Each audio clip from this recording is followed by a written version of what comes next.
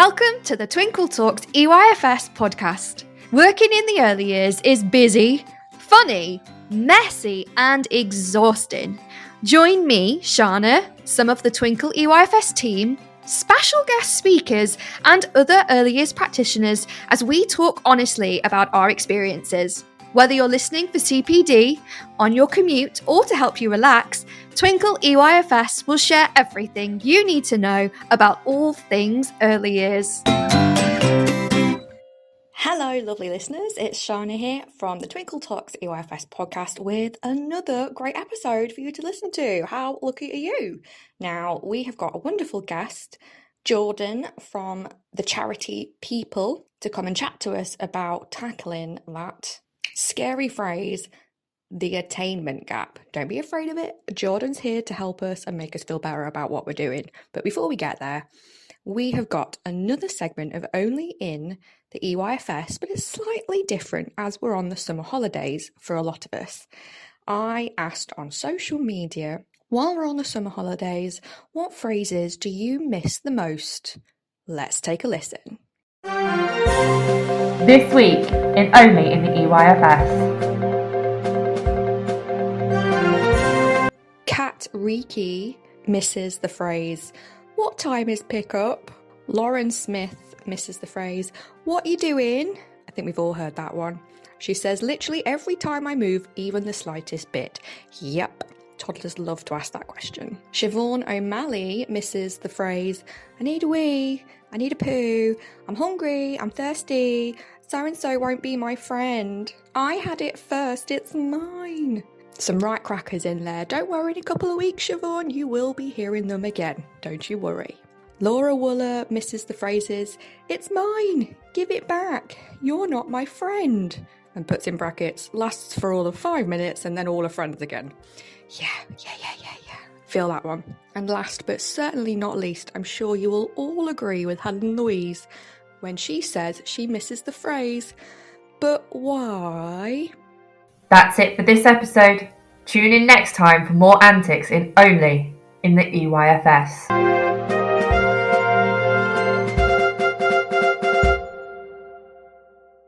So there we go, a wonderful tongue-in-cheek little segment there. If you had completely forgotten those phrases, you know what? You're welcome. You're welcome for being reminded of those great phrases you always hear in an earlier setting. Now we're going on to our main event where we're going to be talking with Jordan from Peeple about the attainment gap. Now, I know that this is a little bit of something that might be useful for a lot of people, especially at this time of year when we're coming back to work, coming back into a new cohort, and we're finding out information about our families, and we're already being asked to put plans in place to make sure we get our wonderful children where they need to be. So hopefully this will help you. Let's have a chat with Jordan.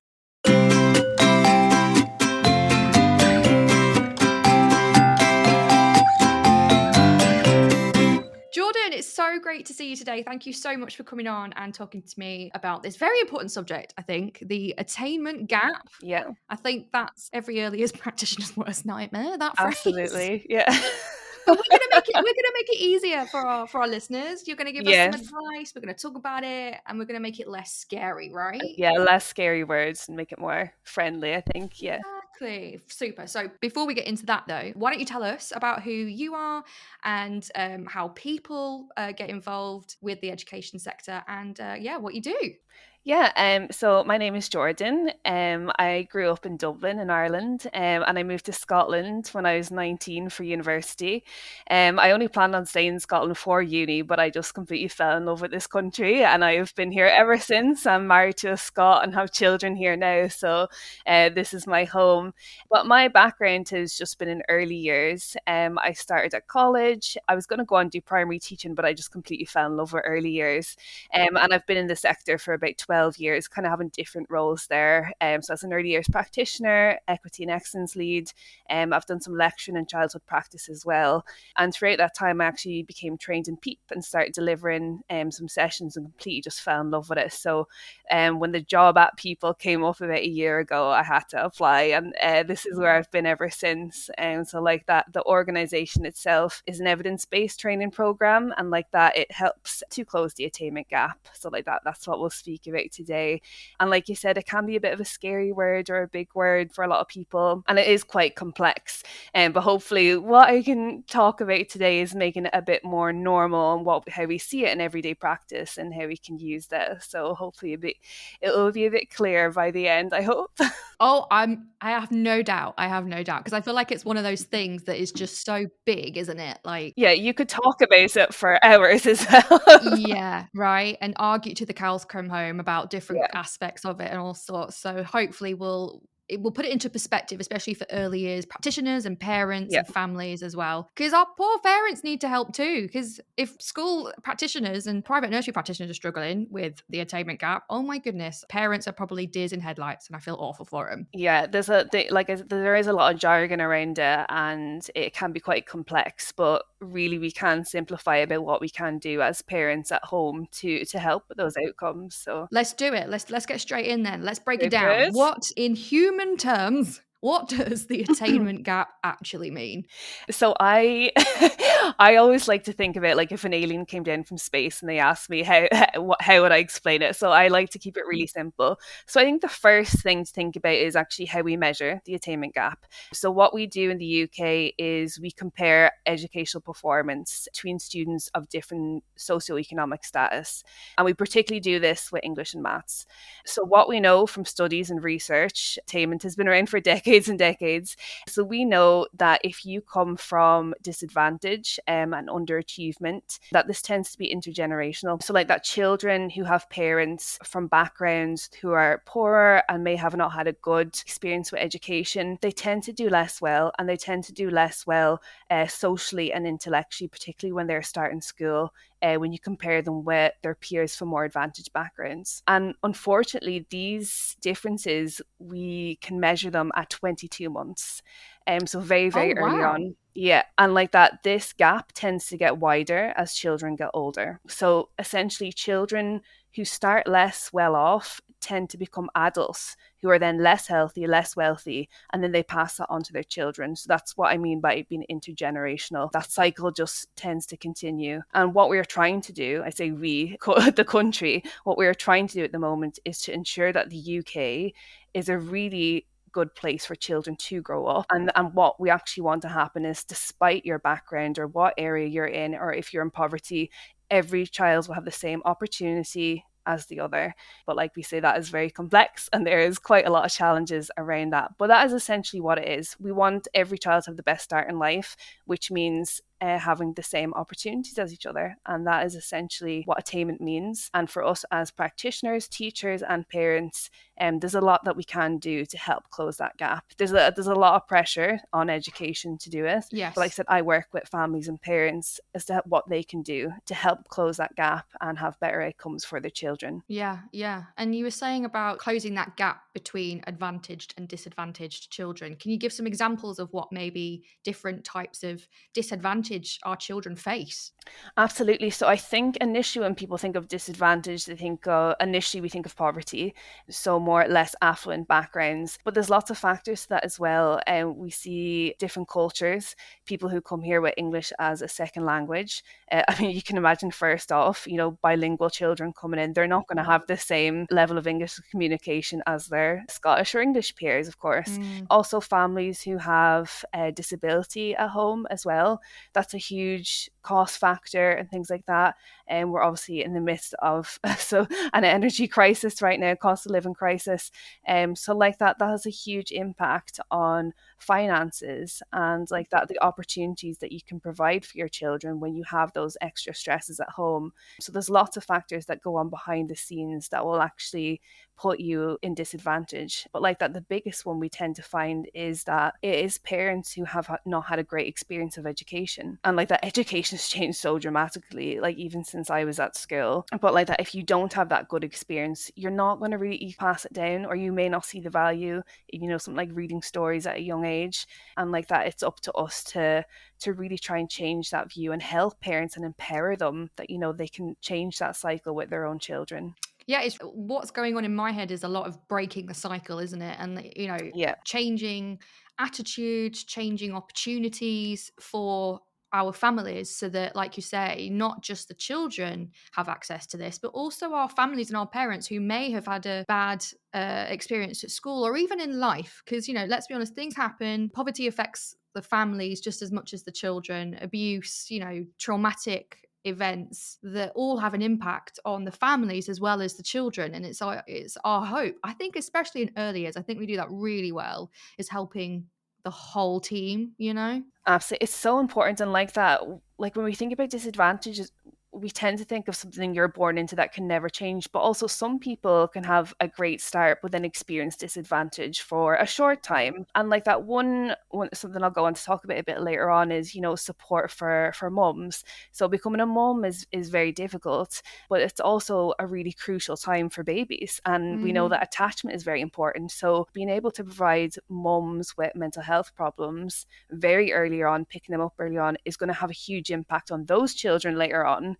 If you have parents who are struggling with attachment, you need to go in and support them very, very early on. And like that can be a very temporary thing. And like that, but it's just about putting that support in place and putting it in early. Yeah. And you know what? I think something that's really important to point out is that any child and any family will at some point, or can at some point, need support with attainment. Because like you say, it's not just, oh, you're born into a disadvantaged background, so you're always going to be on the back step. You might come from a well-off family and then cancer hits your family. Yeah. Yes. Yeah. Anything that affects, your immediate support system is going to have a huge impact. And like that, it can be temporary, it can be long term. Like that, we've seen in the pandemic. I mean, some children actually thrived throughout that period. Not a lot, but some children actually did. And then for others, it was very detrimental and set us back. And like that has contributed to widening the gap even further. But it really depends on, like I said, where you are, where your support system is, and what has happened during that time.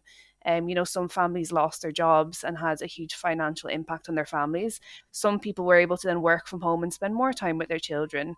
So like that, it's all kind of relative into what we're dealing with at the time, isn't it? Yeah, absolutely. And like you say, so much has changed over these past couple of years. It's Yeah. been a bit like, whoa, how much more are we going to be thrown? It's okay. We can totally do this. But this is why, people like you are here, so that we can, support as many people together as possible. So I'm just thinking about where we are at the minute. Families and practitioners are getting ready for the new school year. We're going to be getting to know each other. So what kind of things, on the front line as it were, what kind of things can practitioners look out for in the classroom to spot perhaps a potential disadvantage?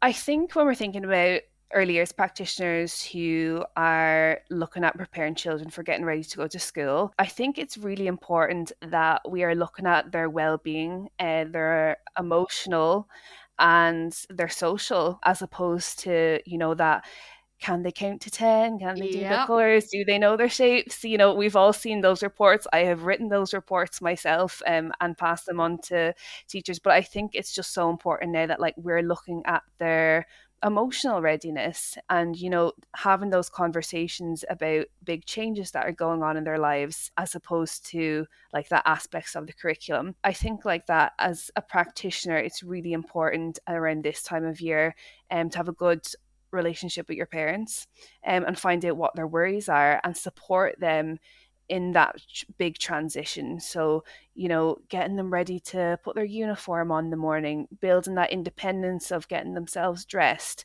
even simple things like maybe you should start walking the route to school over the summer holidays. So that's not a big scary thing. Or, if you're going to take the bus, whatever it may be, thinking about what parents are maybe worried about and giving them tips on how they can make that transition a bit easier. And that, it's very much, I think, around the child's well-being, and that they want to feel safe and secure when they go go into school. And if they have that safety and security, then all those other aspects of the curriculum, writing their name and counting, will follow. But like that, I think as a practitioner on the front line, they need to think about that emotional well-being, because I think if that's in place, then everything else in our curriculum will follow quite nicely. But Absolutely. that's the most important, I feel. Yeah, and do you know what? I think all of us early years educators feel that. I think we're all on the same wavelength on that, and that's what makes our key stage really unique. I think we've got that holistic view really ingrained into everything we do. Yeah. And I think we have such a unique opportunity, especially like in June, July, and then over the summer and in September. The way that early years children and families enter schools is very different than, say, a year 3 child going into a year 4 classroom. Like, we do open days where the families come in July. We'll do transition. We'll do home visits, which I think are absolutely vital. They're so In valuable. early years, they're so valuable because obviously for the practitioners, you get to, see the child thrive in their home environment. You get to meet the parents comfortably in their own space, and you just get to have a chat and see them. But also on the other side of that, it is that family's safe space. It's just that little relationship build straight away, straight from the off, before they even get into the school setting. It's like, hey, we're here for you. Literally, we're meeting you where you are at, literally. Yeah. So it's developing that kind of relationship from the off and making that safe space. Because I think one of the things that I found difficult as a practitioner was maybe perhaps parents being too scared to tell me where they're at. Yeah. Because at the end of the day, if I don't know where they're at, I can't help them. But there is a lot of stigma and there's a lot of self-esteem involved. And, parents, especially new parents, there is a lot of comparison, isn't there? They'll go to their friend's house and their baby's walking before my baby's Yes. walking. Oh, it's terrifying. Isn't it? Right? Yeah. And there's a lot of pressure. And maybe historically, it might have been the case that, schools have certain expectations of where they need to be, and there is still a need for that, some of it necessarily, but it's definitely more we're meeting the children where they're at now. And the most important thing is to just tell us and we can help you. There's no judgment, there's no criticism. It's just, if we know, we can help you. It's a team, a village team effort.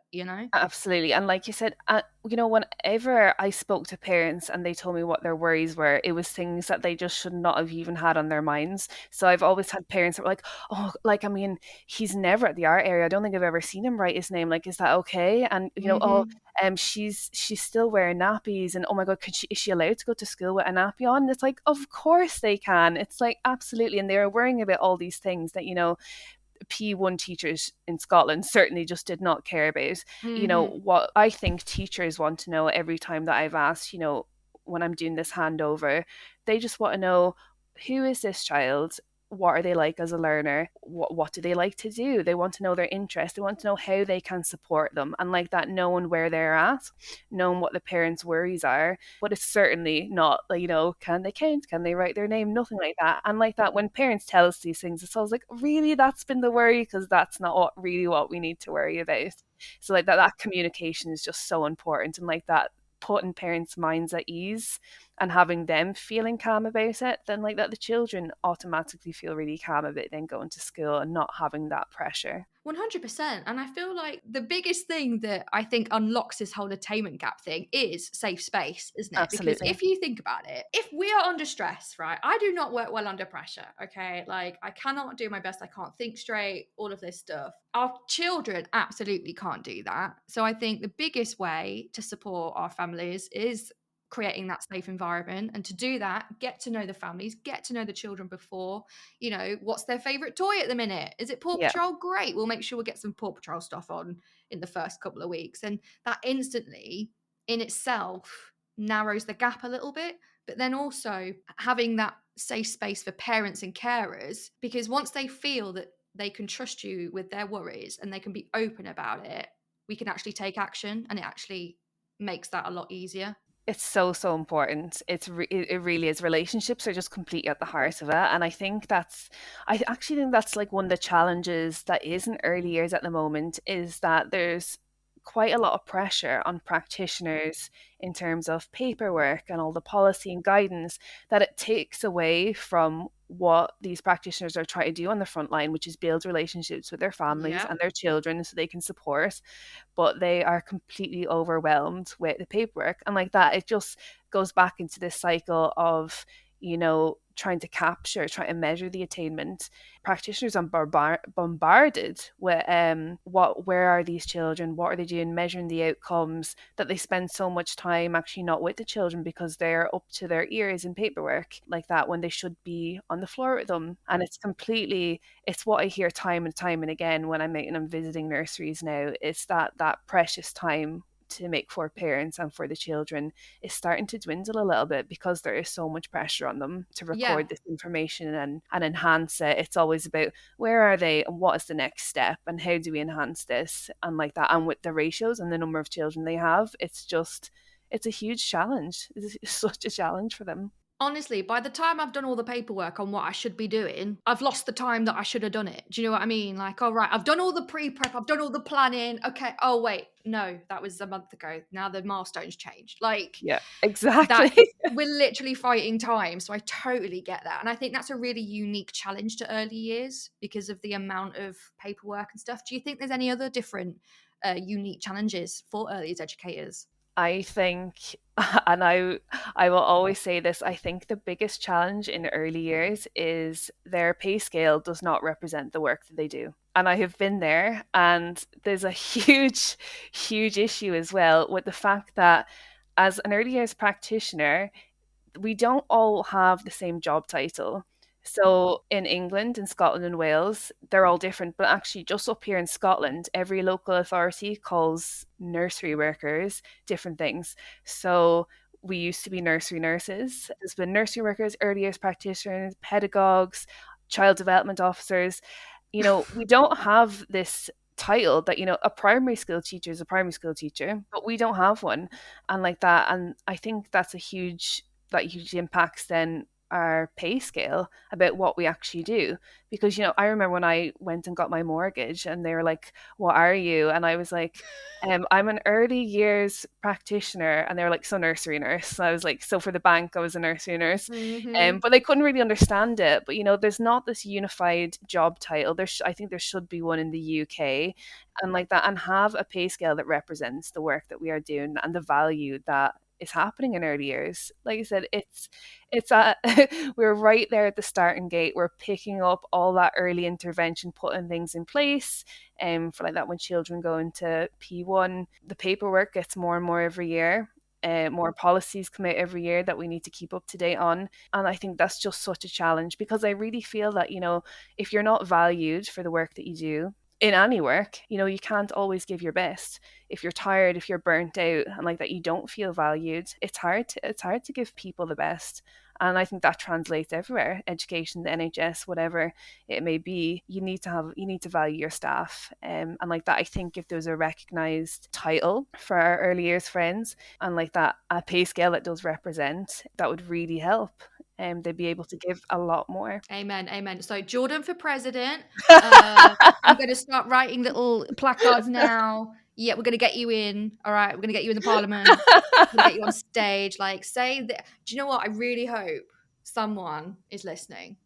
Let's manifest that because so many people say it and we're not saying it for nothing. I have not worked in a nursery establishment, we think, for maybe like 3 years, but I will never stop fighting for a unified title, a proper pay scale, and have the same value as that teachers have ever. It's absolutely why we're here, like, because we're right at the beginning of their life journey. Yeah. 90% of a human's brain is developed between birth and 5. 90%. That is a lot. We work with health visitors, we work with social workers, speech therapists, there's so many different things that has to happen in that stage of life. It's a heck of a lot more responsibility. It's a lot, and the heart of it is how much I think they care. So like that, they care for their children and the families, and they work with all these multi-agencies, and it's just, it's about time that we give them some respect that they deserve in this Right. field, because it's so important. Like you said, they're at the starting gate, and it's really crucial that we're getting that stage right. Right, absolutely. And that's what we're constantly told as practitioners is you have to get this right now. Okay, all Yeah. right, that's fine. What are you doing to support us in doing that? You know? Mhm. Okay, I'm with you. Before this gets too political, I need to keep going. Yeah. Because also thinking about the people we're serving, even our clientele are unique because some of them might be babies. They can't tell us what they need. They can't tell Yeah. us what their disadvantages are, you know? And like you say, there's no book on parenting. Mm-mm. There's no book. Absolutely. Nobody, you don't go and get a degree for being a parent or a carer. Like it happens. And you just get told kind of to deal with it. And that's really difficult. And I probably know a lot more about child development than the parent of their own child because I had to, I did this degree in early years and all of this stuff. And how debilitating and demoralizing that must be for parents who think that they don't even know their own children because they were never taught is not okay. And I think support needs to be there more as well. I know that like every government will talk about early intervention, but as you said, where is it? Where is the support? Because the services are just getting cut back, cut back to the point where we'll be on the bare bones of it. And we can't have that. It's just far too important. If we want to close this gap and have all of these opportunities for the children given the best start, then we need to go back there and put that support in place. Give us the Absolutely. funding, please. Absolutely. We can do all we can as parents, as practitioners, as, local authorities and private businesses, day nurseries. We can do all we can, but unless it starts from the top, we're only going to get so far. And I'm sure, I know I've seen the impact already, but what impact have you seen on these challenges for everybody involved? Oh, God, where do you even start? I think one of the biggest impacts, well, I think if you think about the last few years, we have had a global pandemic and then we jumped straight into a cost of living crisis. And there was no space in between that. It just happened overnight. And in particular for early years staff, they were on the front line of all of it. So they were in those nurseries, working in the hubs. So it never stopped for them. And like that, we've jumped from one to another. And I think there is a massive staff burnout. And I really believe that, like we just said, you need to look after your staff. Their well-being is really important. And if it is, then that will flow down to who they're working with, so their children, their families. And, if you look at like in any earlier setting, they'll all follow maybe a different theorist that they like Froebel, Montessori, Erickson, wherever it may be. But all of these childhood theorists have a similar commonality, which is that you must have a quality learning and quality teaching environment for children to thrive. Now, you can't have that if your staff are burnt out and Right. they're overworked. So like that, it just goes back to being able to support them in a way that they can deliver this high quality teaching and a really high quality learning environment and really good relationships with their families. Because like the impact right now is, like I said, burnout, and because of all these services have been cut back, there's more pressure than ever. And one of the biggest things that we are seeing, like that, I don't have exact figures because I think we're still probably processing it, but the post kind of COVID speech delays that we're seeing with children now, anecdotally, when I go around nurseries, I hear this so much, that children now they're not really where they should be. There's a huge issue with speech and language. The waiting list, certainly up here in Scotland, are phenomenal. So parents are kind of, what can we do while we're on the waiting list? Practitioners are, we need more support to support parents. And like that, it's just this vicious cycle of what we can actually do. But the impact is going to be huge, because potentially these children will start school and they will maybe not have been assessed yet, and they won't have the right support in place, when really government policy is saying that they should have every support they need before they go to school. But right now, certainly in Scotland, it's looking like most of them won't, especially in terms of speech and language. So that impact is huge for everyone involved. Yeah, and it's the same here in England as well.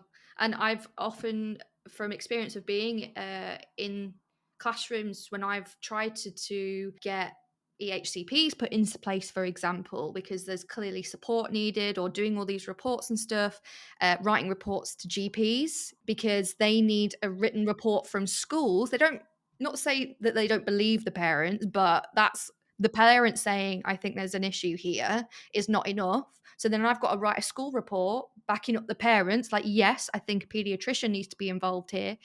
Yeah. We do all of this work, we get all of this evidence, all this data, and the parents do as well. And then we just get told, oh no, we can't do anything until they're 5 years old. Yeah. Yeah. It completely contradicts government policy. And it's like early intervention, we do all the things, but then other departments are being told, no, that's not how we do.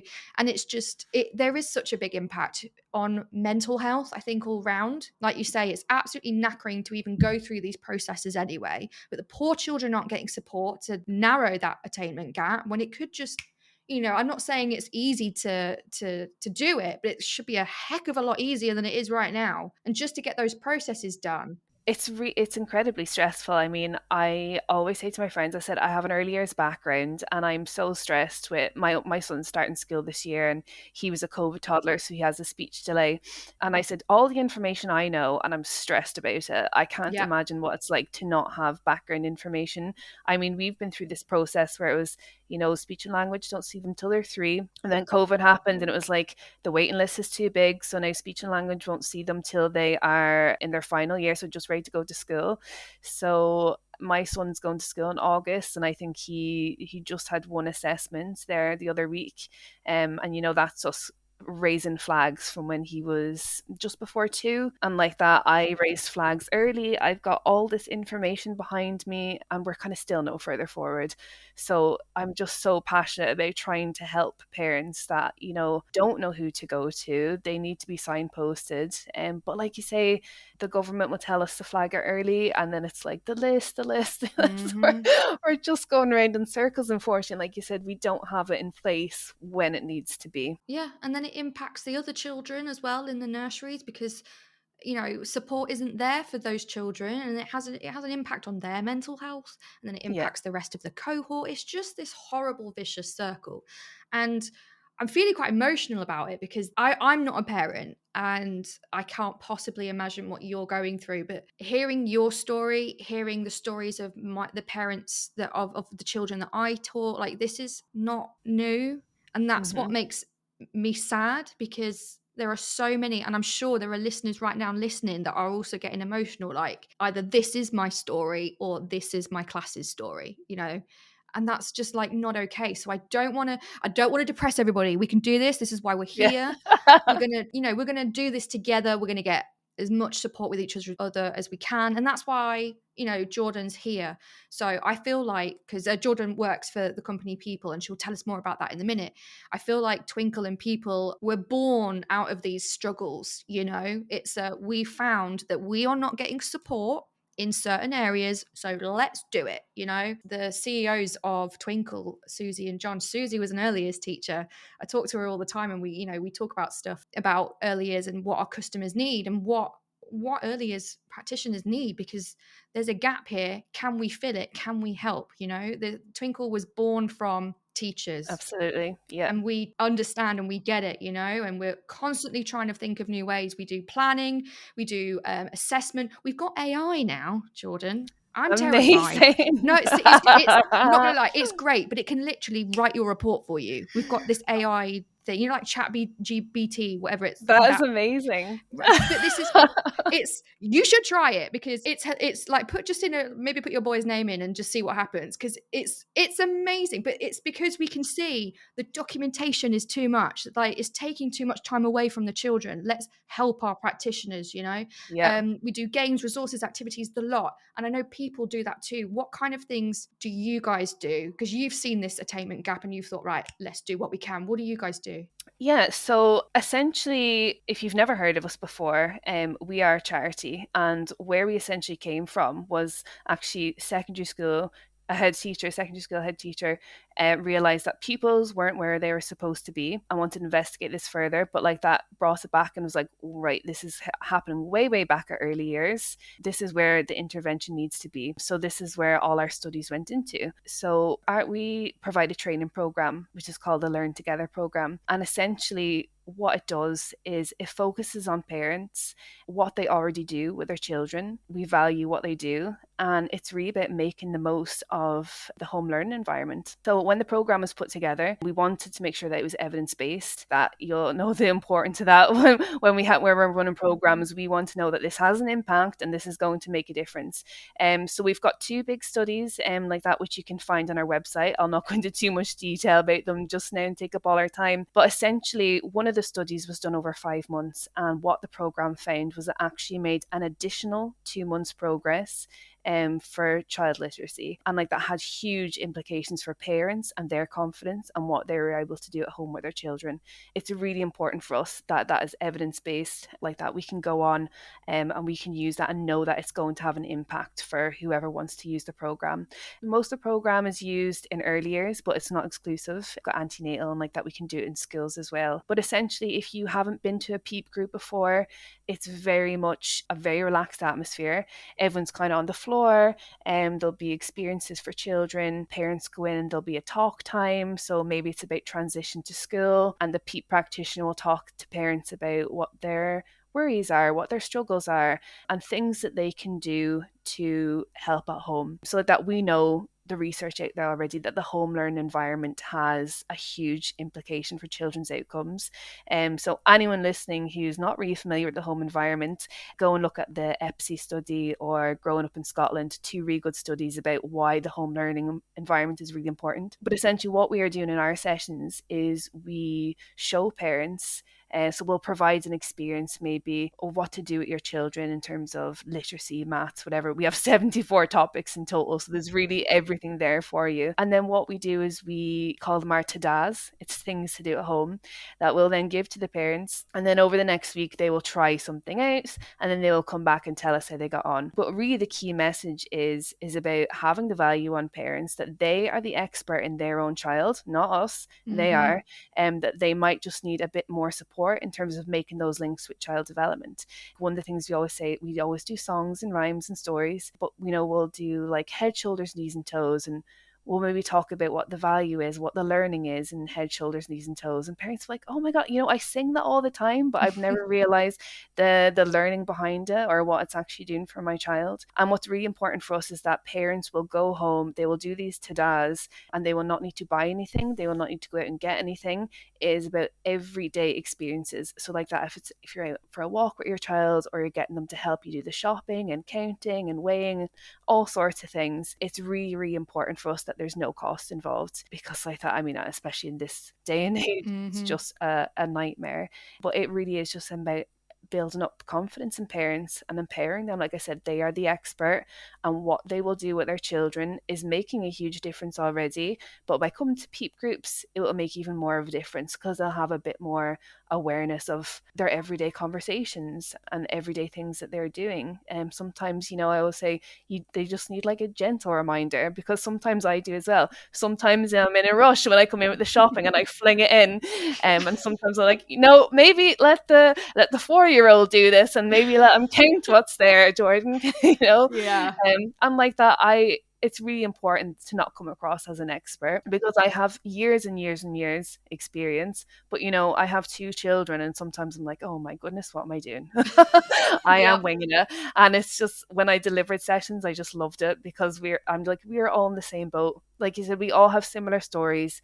We're all stressed out about certain things. This time of year, we're all very stressed about that big transition to school. And like that, it's just a nice, safe environment to talk about this and what we can do. And like that, there's a lot we can do in the PEEP groups, but we do a lot of signposting as well, because like that, there is lots of support out there if you are struggling. And like BookBug is fantastic as well, directing people to stay in plays at their nurseries, like that, the health visitor. And I don't know if you have them in England now, but in Scotland, unfortunately, we have the infant mental health team, which is so sad that we need it, but obviously an amazing resource to have. But like that, as you can imagine, that is dealing with parents and children's mental health, that you can get referred to by your health visitor. And it's run by child psychiatrists, child psychologists, early years practitioners as well. We have them in every NHS health board up here, only in the last 3 or 4 years really, which is why I'm not sure if you have it in England. But like that is another avenue of support that we can offer, especially in terms of emotions, mental health and well-being. And like that will all, if we put that in place in those early stages, that will help narrow that gap later on, and hopefully that family can have better outcomes if they are picked up early. So like that, just using your multidisciplinary team around you as well. We're not the be all and end all, but we can absolutely, if we can't help, we can signpost you to someone who can. And we work with a lot of other charities and organizations as well, which is really nice. Like that, the more that we can network with them and then like that direct our families to the right support that they need is just so valuable, so valuable. I just think it's vital in early years, and that just kind of encompasses what it's all about, isn't it? Whether you're in a school, in a classroom, at home, whether you're a social worker, it doesn't matter. It takes a village to raise a child. I know I've said that before, but Absolutely, it yes. just, the more we all help each other, the better it's going to get for everyone. Yeah. And I think people do that really well in creating that community and bridging that gap between parents and practitioners, and being able to develop those relationships and support each other. And I just think that's great. So in terms of practitioners being aware of that, what more can practitioners do in supporting the parents in, home learning, or just communicating their needs, or empowering them, really? What more can we do as educators? I think like that in terms of like if you're in early years, you always want to do everything and help as many people as you can, and Yeah. that is the nature of the job. And sometimes that's just not always possible. But I think like that, familiarizing yourself with areas of support that you can direct families to, and like that, it doesn't need to be Peeple. Like we said, there's so many things. Most people always have book bug. That's really well known as well, the book trust. But like that, providing experiences within your establishment as well, like even something as simple as stay and play, where parents can come in and like that just get to know them a little bit better. And that way, once you build that like solid relationship, then you can find out a little bit more about what those issues are, and like that signpost them or provide something that will help them. Like that, it really is just about knowing your parents. I know we said that at the start, but it just comes back to it. You can't help people that will not ask for it. There's only so much that you can do. And early years in particular put so much pressure on themselves about how many, and like that, people say how many people will come to the PEEP group. And I'm like, even if two families are there, that is two people that you're helping. Right. And we can only do so much. So don't put so much pressure on yourself. We know what we can offer, and if you can't offer it, I'm sure you can direct them to someone who can. So try, and like I said, there's so much challenges this on practitioners right now. Give yourself a break. You're very good at what you do what you can, but like that, you can only open the door and see how much support you can actually offer. So try not to put too much pressure on yourselves. But like that, we're coming into a time, times are changing, but like that, hopefully we will see a lot more funding and a lot more support in early years, and like that, it will hopefully trickle through down to our families and our youngest learners. Yes, hopefully. And I think it's a really important message about, you're so right, we try and do everything, and that's just not possible. We're human too. It's the nature of the job, isn't it? But sometimes you just have to, absolutely. And I'm thinking now about like our parents and our families and our carers. What would you say to them if they were maybe still quite nervous about forming these relationships with early years educators? I think it's totally normal. I think there's a lot of fear of judgment. I think there's a huge, not so much a gap, but I think sometimes they see you as the expert and they're maybe scared to say, oh, I've not toilet trained them yet. We've not done this. We've not done that. And there's a huge fear of judgment. And I can honestly say to any parent out there, no one will ever judge you for that. It's not in our nature. Teachers, educators, as you say, it's not. We want to help, and many of us don't have children ourselves, so there's only so much that we can offer as a non-parent. Like you said, we know a lot about child development, but we don't know what's actually like at home. We don't know what your circumstances are like, so there's only certain things that we can do. And you can go in, you can ask for advice, and like that, you'll build up that relationship. And sometimes it will work well, sometimes it won't, but like that, it's just about having open communication. But I think for most parents that I speak to, it's probably that like, oh, you're the expert and I'm not. And it's always like, no, no one thinks like that. In fact, it's the role reversal. You are the expert in your own child. We can just offer some of those more kind of child development aspects or things that we've seen over the years when we work with 30 children in one classroom, and that's what we can offer. But like that, it needs to be working together, as you say. Absolutely. I feel empowered and I feel inspired just by listening to you. So this is great. And I know that our listeners are going to do that too, whether they're educators or parents and carers or what. It's brilliant. This is very much needed. Thank you. Thank you. Good. I'm glad. So at the end of every episode, we like to play a little game with our guests. Are you ready to end with a little game? Oh, she's ready. She's ready. Okay.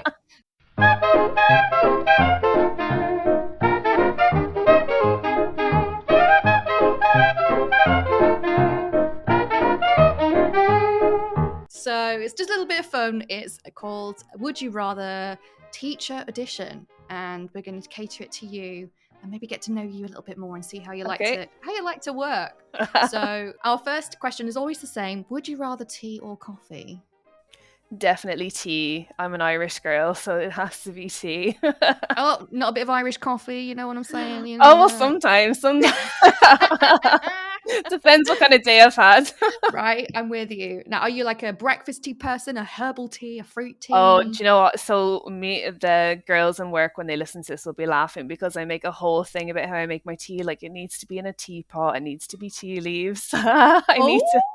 No tea bags for Jordan. I'm a tea snob. I have to say, I just love like tea from a teapot. Like, I just love it. It does taste extra special from a pot, though. It does. It does. It does. I mean, I will occasionally just use tea bags for if I'm running out in the morning, but there's nothing better. Like when my daughter goes down for a nap and I can actually sit down, enjoy a cup of tea in peace and quiet instead of having it on the go. It's like it's for my own well-being. Yeah.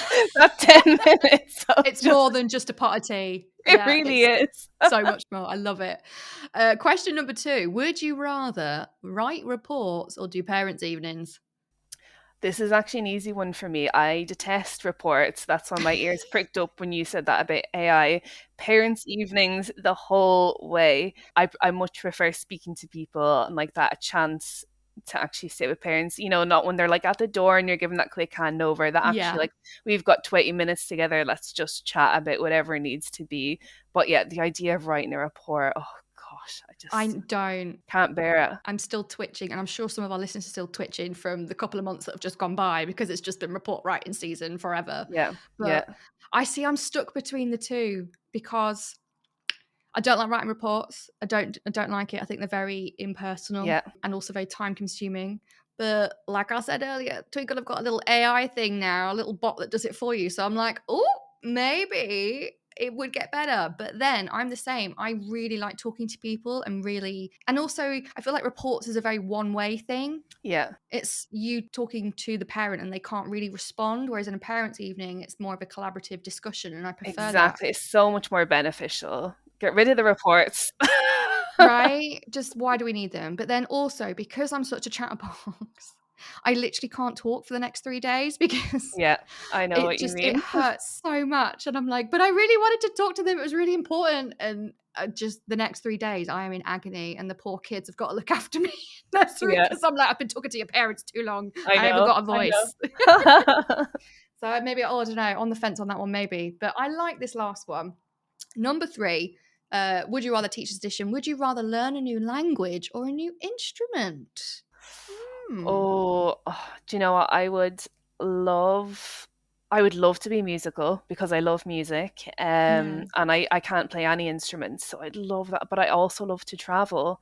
And when I'm away, I'm like, oh my God, I wish I knew what these people were saying. Right. I'm gonna say instrument because music is a universal language, right? Exactly, but it's always good to have at a party. Like if you can play guitar, piano, it's like whip it out and just be like your little party trick. You can play just Piano Man or whatever it is. Yeah. I'm gonna go with the instrument, but that was a hard one. particular one. Are you going for the guitar? I'm going guitar because that's more portable than a piano. So.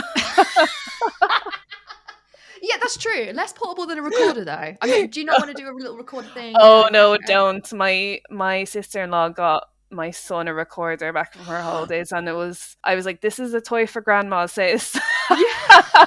That is very cleverly evil on your sister's part, can I just say? Congrats. Well, she's pregnant now, so I can't wait for the revenge for this baby's totally going to get her back. Like a tin whistle, a violin. What else is a bit annoying? Get all of it. Harmonica.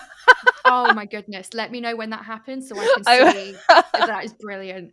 I remember I tried the saxophone when I was a kid because I've Oh got gosh. asthma and the doctors Yeah. told me It would be that good for your it would be good lungs. for my lungs. Didn't actually work because I ended up like coughing up blood all the time because they were being so Oh stressed. gosh. But I just remember one day the sax not being there anymore. I think my parents had had enough of the. Yeah. In my mind, I was totally Lisa Simpson. Do you know what I mean? Oh my goodness. But I Yeah. don't think that was the reality. It went to a new home. It's living on the farm in the sky over Yeah. the rainbow where saxophones go. Yeah. So I think I might have to choose languages on that point. Yeah. I love learning new languages. I know French and Spanish at the minute. And whenever we had families at school who come from different countries, I was desperate to learn. Yeah. And I was like, tell me how you say hello in your language. And the kids loved it because they were like, why do you want to know my language? I'm like, because I find it fascinating. And I think I would really like to learn maybe Chinese or something, or Hindi. Yeah, that's Just something that's a completely different script. I was just about to say the writing aspect of that would cause me a lot of challenges. But I love the idea of it. I love the idea of it. Great. And it doesn't matter how old you are. It's always good to learn something new, right? Continuing that on. Absolutely. Well, it's been an absolute pleasure, Jordan, having you on. You've taught me so much, and I can hear the passion. I can hear the passion and the love that you have for the early years community, whether we're practitioners or parents or kids. Thank you so much for having me. No, it's been an absolute pleasure, and I'll make sure that everything to do with Peeple is going to be in the description so they can follow us. But tell us, where can we get in contact with you? So the best way to get in contact is just through our website. So it's peeple.org.uk. But like that, we're on Twitter, we're on Instagram, we're everywhere. So if you want any more information about either coming to do training with us or even just finding out where your nearest groups are, please don't hesitate to get in touch. And like that, we've got a few things coming up. So if you follow Twitter, Facebook, Instagram, you'll see all the exciting projects that we've got coming. Yeah, I believe you've got Early Communication Matters program for parents coming up. That sounds good. Yes, so this is in the works. Like I said earlier when we were chatting about the kind of speech and language issues at the moment and that huge waiting list for parents and children, we have a program just coming out which is basically our tadas, our activities for families to do at home to support language and development for children like that. It will benefit all children, but children in particular may be waiting to be seen by SLT. So that'll be coming out and it'll just be for parents like that to support them with the knowledge that they need while they're waiting. So once again, something else that'll hopefully make a big difference to our youngest little learners. No, it's brilliant. Thanks for that. And I'll make sure, our lovely listeners can access it. But I'll leave you for now. Thank you so much for joining us. You should probably get back to your little ones now. I've stolen you for too long. You must be going mad. Thank you so much. I know. It's daddy daycare right now. Maybe we could leave dad a little bit. Just a little bit of punishment. Yeah. Maybe. Yeah, I like it. Have a great day, Jordan. I'll see you soon. Thank you so much.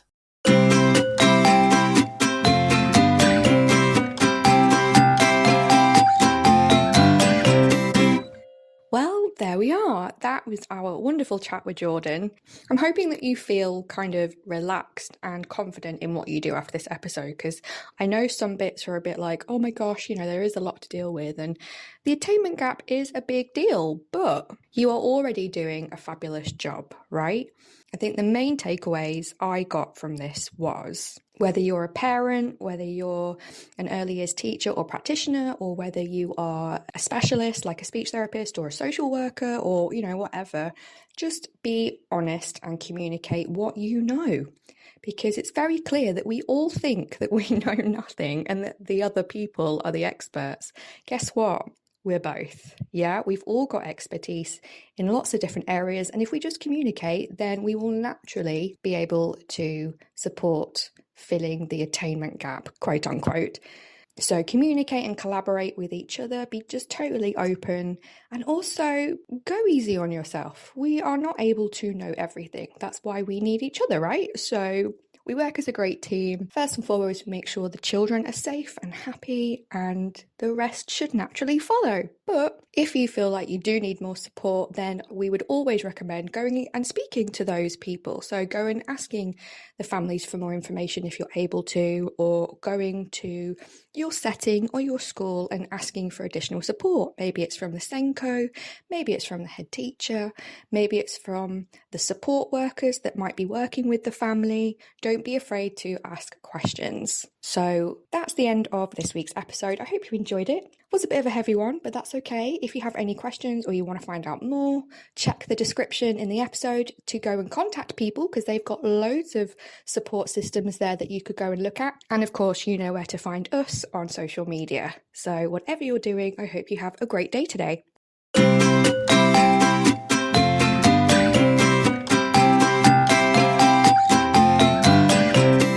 So that's it for today's episode. I hope you really enjoyed it.